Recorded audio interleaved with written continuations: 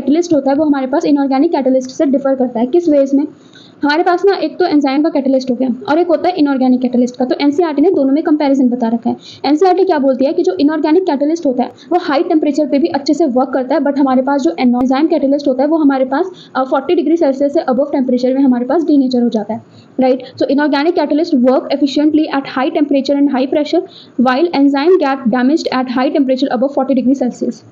Enzymes ऐसे भी होते हैं जिनको हम, तो यहाँ पे क्या एनसीईआरटी बोलते हैं कि also enzymes isolated from organisms who normally live under extremely high temperature. ठीक है, तो जो बहुत हाई टेम्परेचर में ऑर्गेनिजम्स रहता है उनमें से भी हम क्या निकाल लेते हैं, एंजाइम्स। हमको उनमें से भी हमें जो है एंजाइम्स मिलते हैं। जैसे कि कौन से हाई टेम्परेचर में, जैसे कि हमारा हॉट वेंट हो गया या फिर सल्फर स्प्रिंग हो गया, जिनमें हमारे पास टेम्परेचर बहुत ज़्यादा हाई होता है। तो यहाँ से भी हम स्टेबल स्टेबल एंजाइम हमें यहाँ से मिलते हैं जो कि जिनकी कैटालिटिक पावर बहुत ज़्यादा होती है हाई टेम्परेचर पे भी, अप टू 80 से 90 डिग्री सेल्सियस। यानी कि इनमें से हम ऐसे एंजाइम्स निकालते हैं जो कि 80 से 90 डिग्री सेल्सियस पर भी हमारे स्टेबल होते हैं। जैसे कि ऊपर एंजाइम्स, तो नॉर्मली एंजाइम 40 डिग्री सेल्सियस से अबव जब टेम्परेचर मिलता है तो डीनेचर हो जाता है या डैमेज हो जाता है, बट हमारे पास यहाँ पे वो स्टेबल रहता है। कौन सा वाला स्टेबल रहता है? जिसको हम हाई टेम्परेचर वाले एरिया से निकाल के लाते हैं, जैसे कि hot vents and sulphur spring.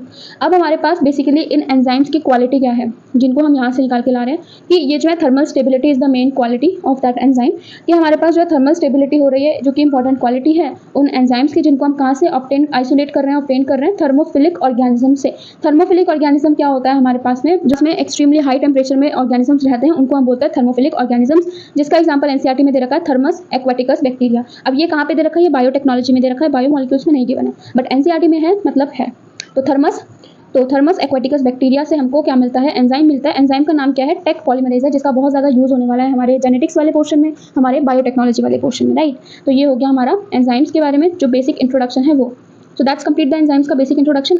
अब जो है नेक्स्ट वीडियो आएगा केमिकल रिएक्शंस के बारे में जो एंजाइम का गिवन है एनसीईआरटी में, फिर कुछ फैक्टर्स आएंगे और उसके टाइप्स आएंगे, राइट। सो ये कंप्लीट करता है हमारा ये वाला पोर्शन। तो इसी तरीके से और भी कॉम्प्लिकेटेड टॉपिक्स वगैरह को सिंपल में समझने के लिए चैनल को सब्सक्राइब कर लेना। Thank you.